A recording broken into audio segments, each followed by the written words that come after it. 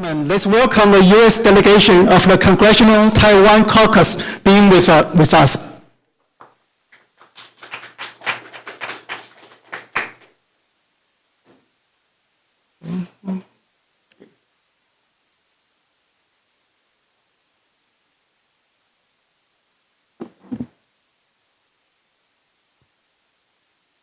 Good evening, ladies and gentlemen. Welcome to this press conference for the U.S. bipartisan delegation of the Congressional Taiwan Caucus. In the beginning, allow me to introduce our special guest, Deputy Minister of Foreign Affairs, Kelly Shea.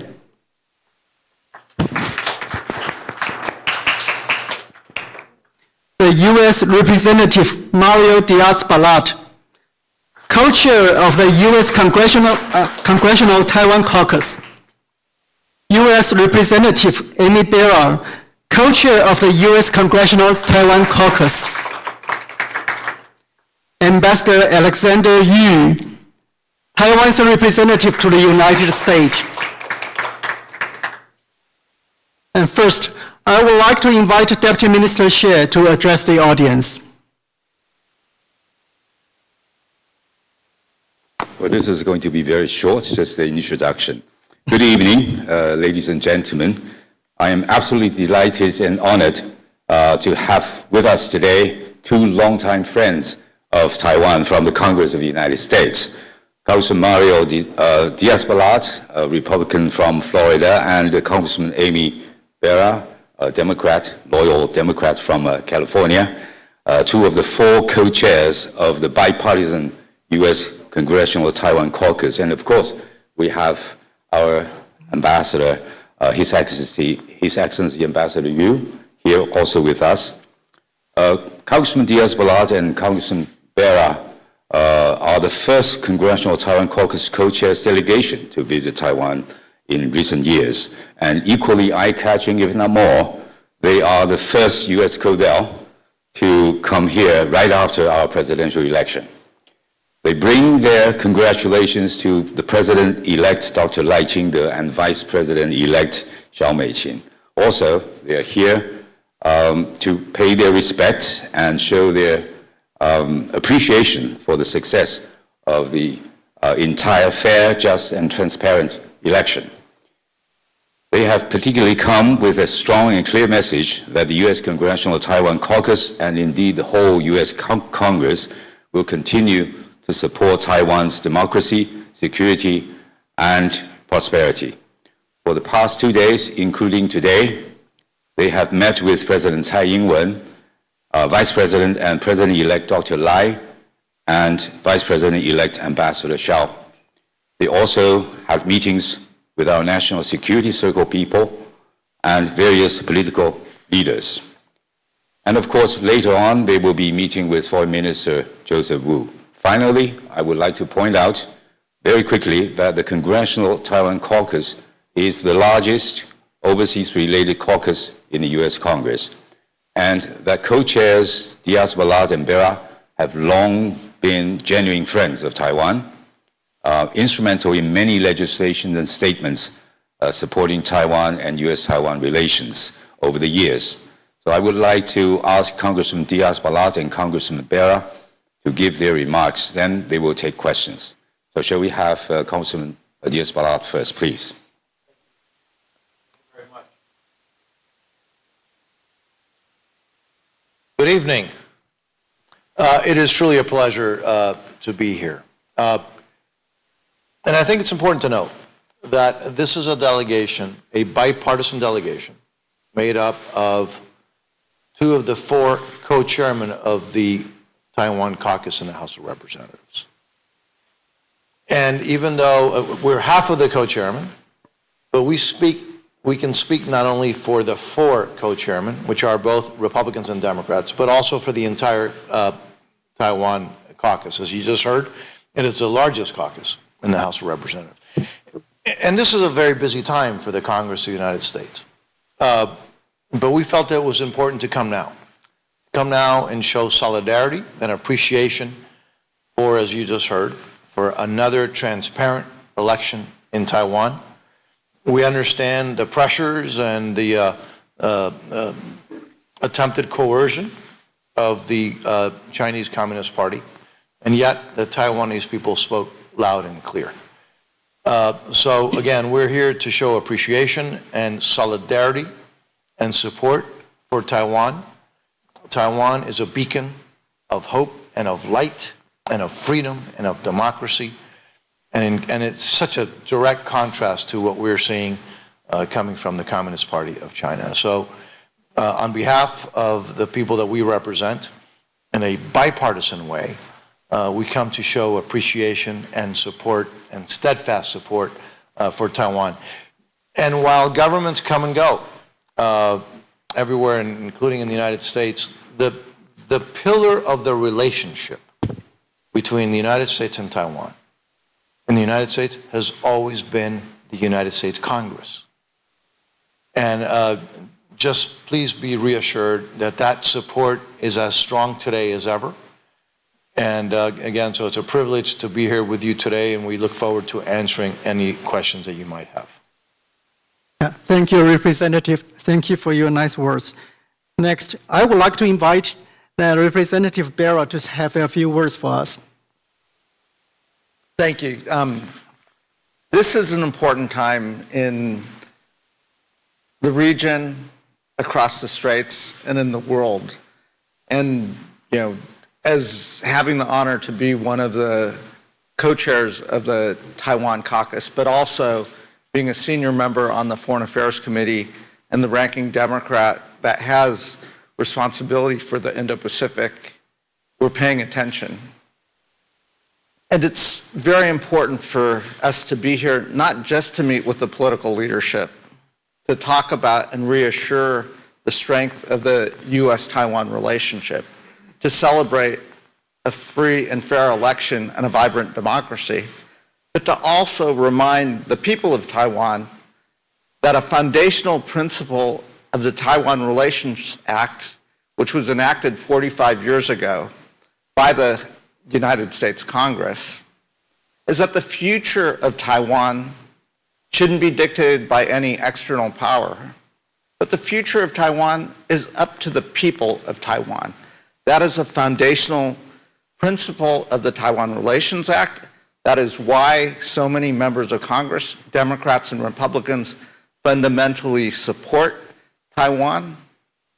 Again, let me remind that, and I think it is important for us to speak directly to the people of Taiwan, that your future is up to you.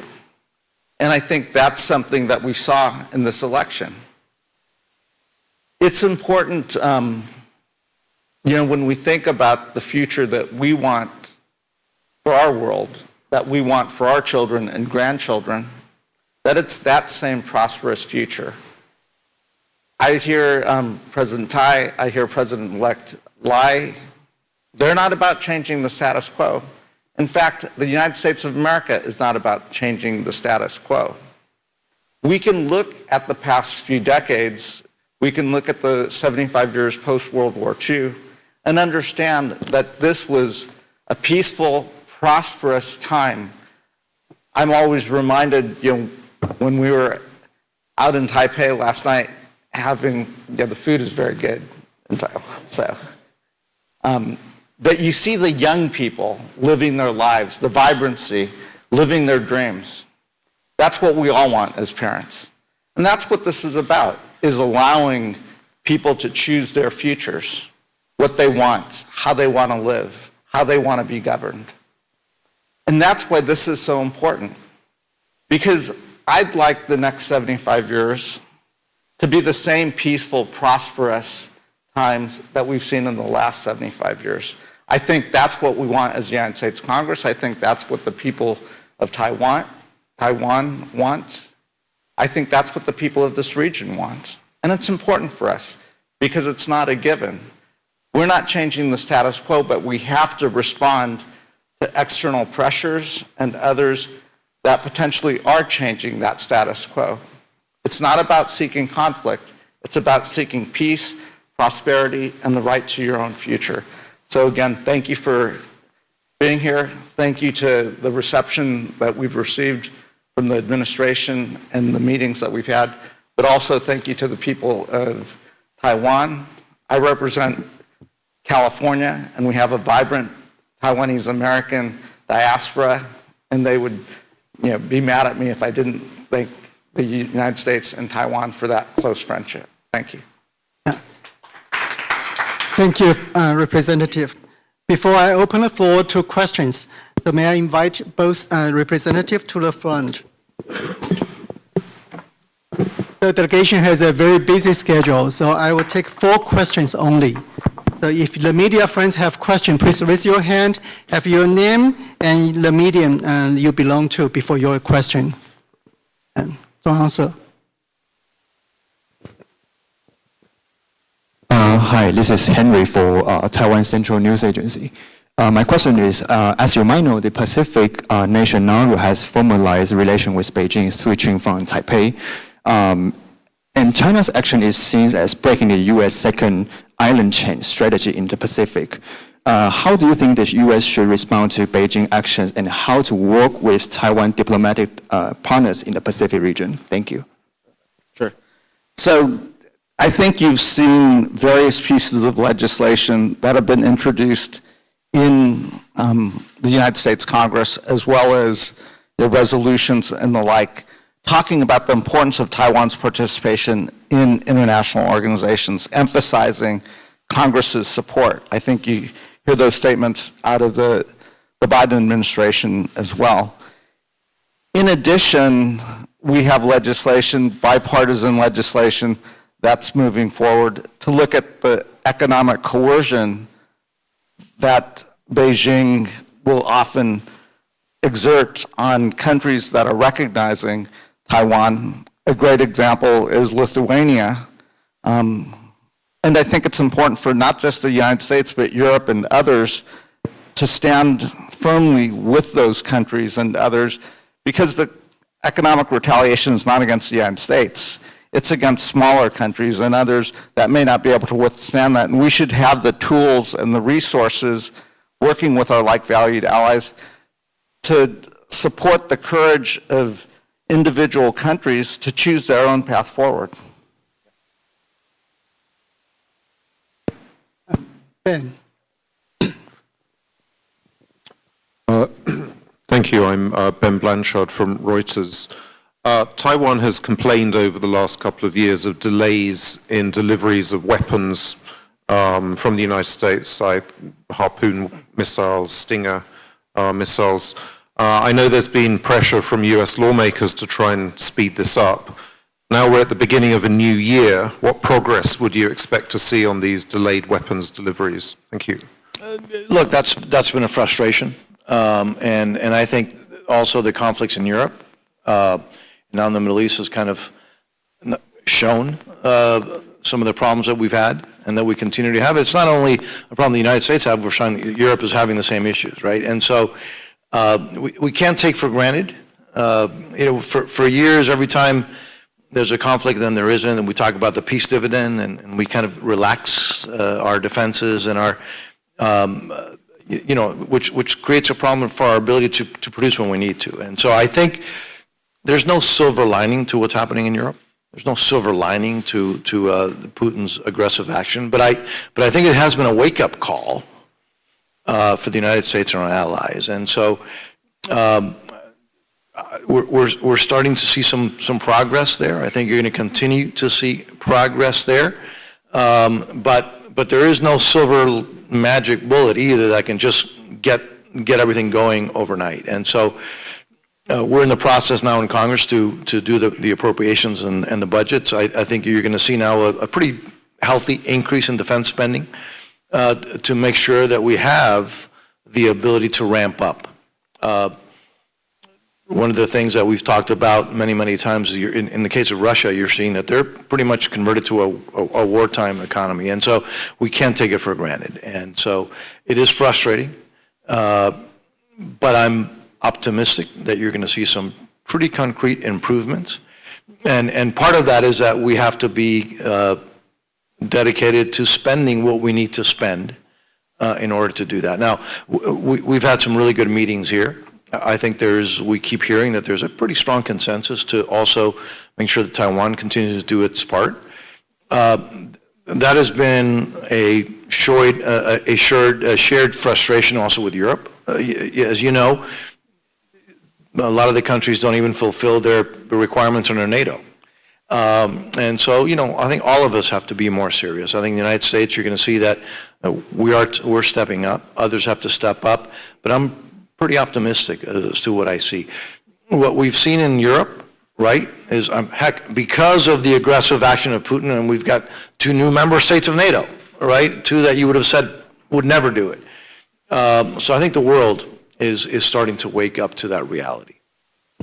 I would just add, as I mentioned in my opening comments, we really have lived through decades of relative peace, stability, and prosperity in the region.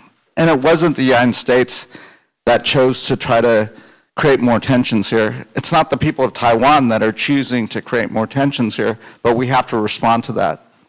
Europe has been relatively peaceful and prosperous, but we've seen with Vladimir Putin's illegal invasion of Ukraine, a renewed tension, a big country war. The production lines probably did atrophy and were slower than they need to be. These production lines take time to ramp up, to address it, and now we see a conflict in the Middle East. There is pressure on U.S. defense industries to ramp that up. Certainly we see the urgency, and the goal here is not to invoke conflict. The goal here is to deter conflict, but the deterrence will come from strength and the ability to defend itself.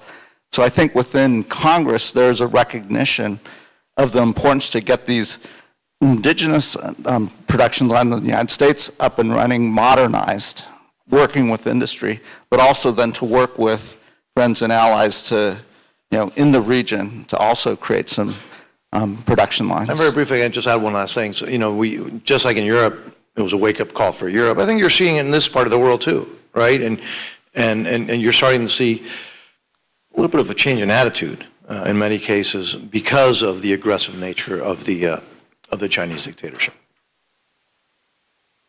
Hewen.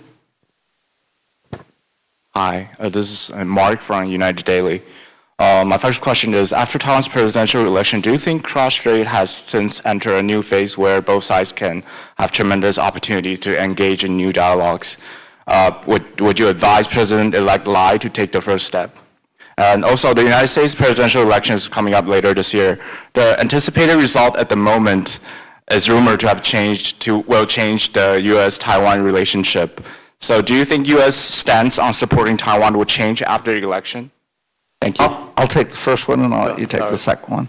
I don't think we are going to have dialogue with President-elect Lai. We're going to have dialogue with the administration. And dialogue with adversaries is never a bad thing, to keep open lines of communication. That said, we anticipate over the next 3 months before the inauguration that we'll see Beijing choose to do some things. My message to Beijing is don't do that. Let's take a different path forward to maintain the status quo, to maintain peace and prosperity in the region. They may not be listening to me. That said, I think we've seen the Biden administration with high-level visits. You've seen the presidential summit in San Francisco and the conversation.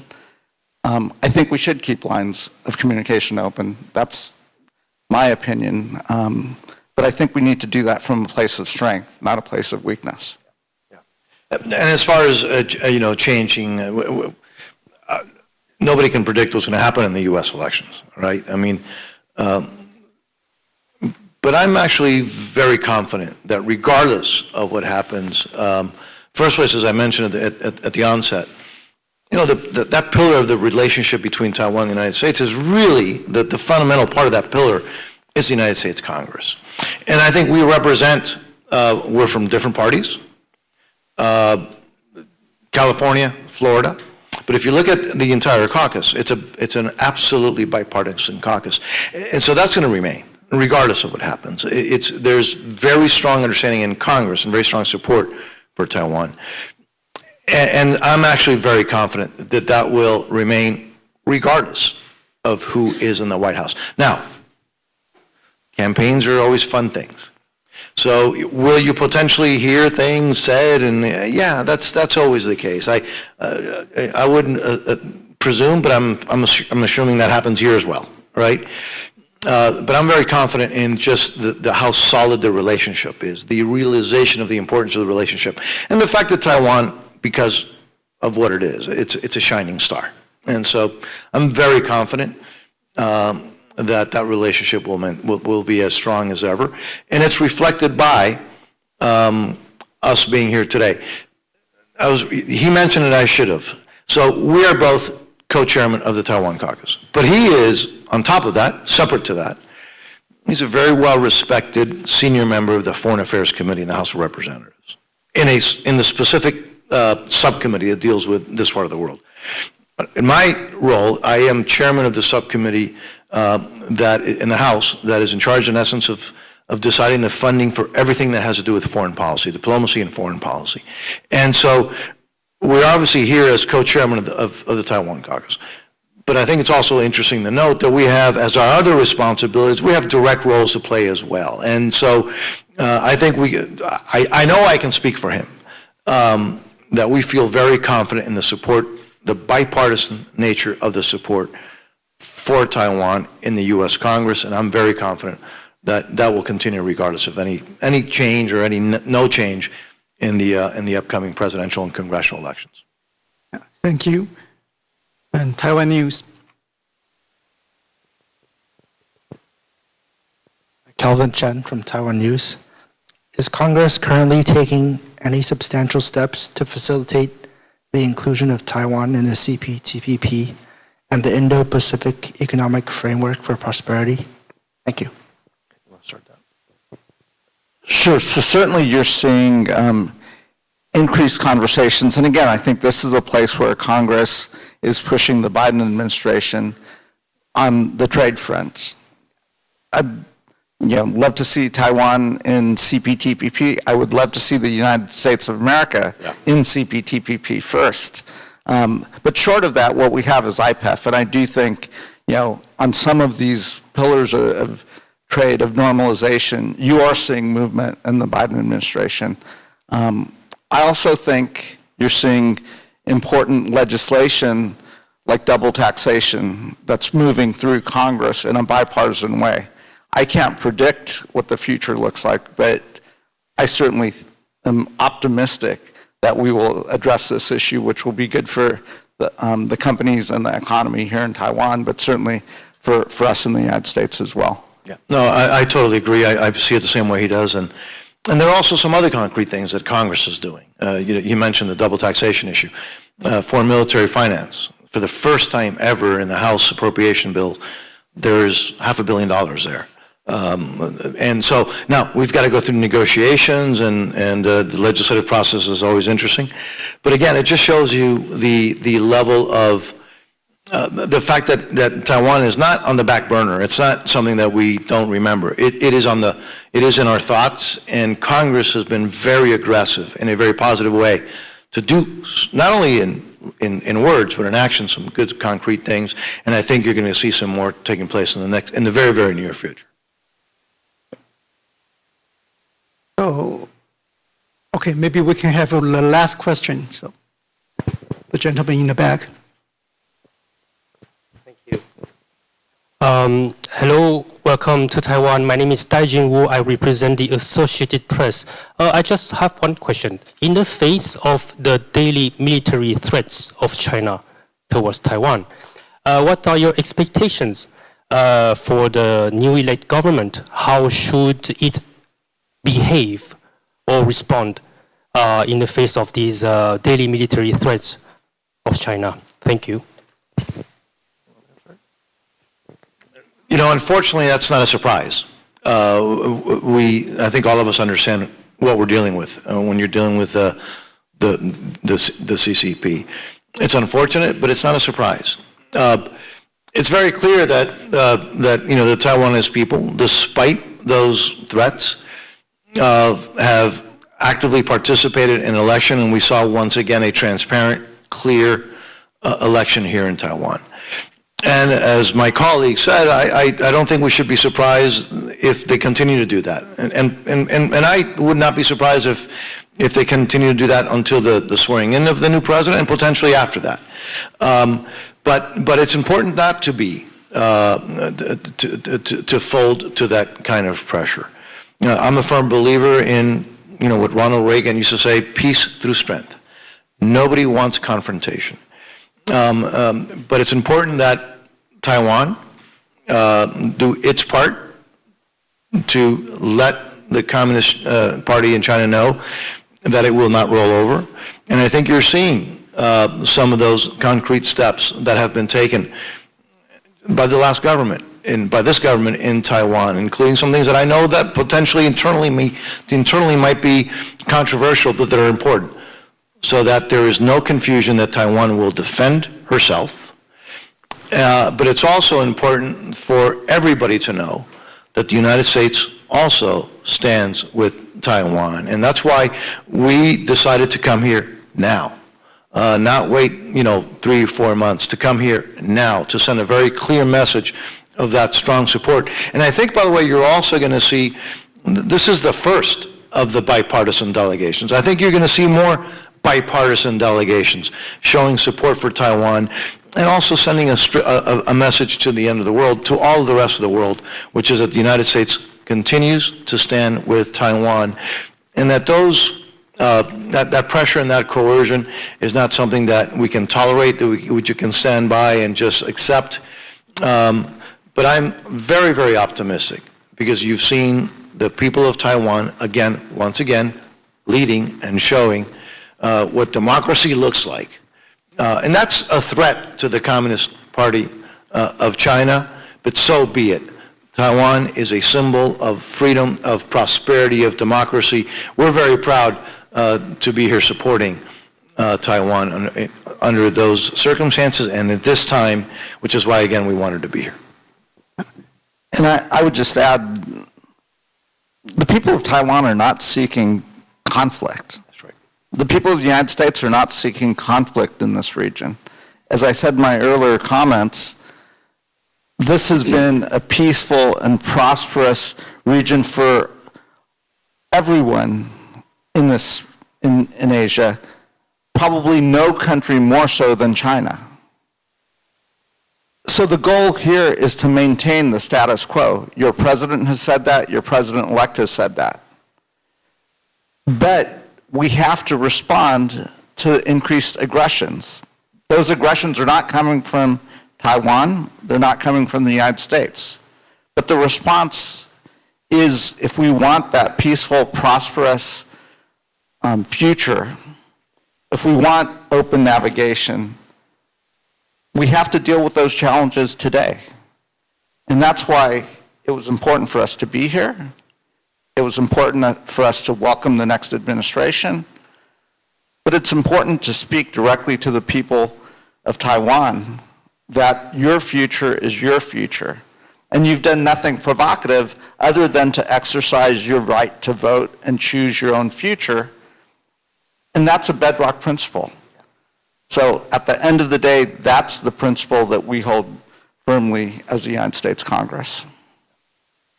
Thank you, Representatives. Thank you. Due to the schedule, I am afraid I have to conclude this press conference. So at the request of the media, so I would like to invite Deputy Minister Xie and Ambassador Yu moving to the front for a group photo.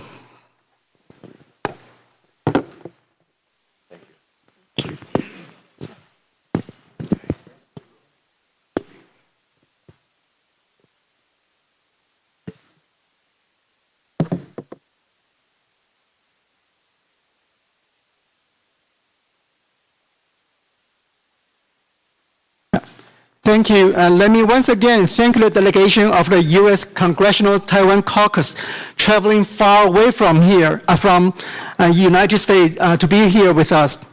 I would also like to thank everyone for attending this press conference. Thank you, and I wish everyone a wonderful evening.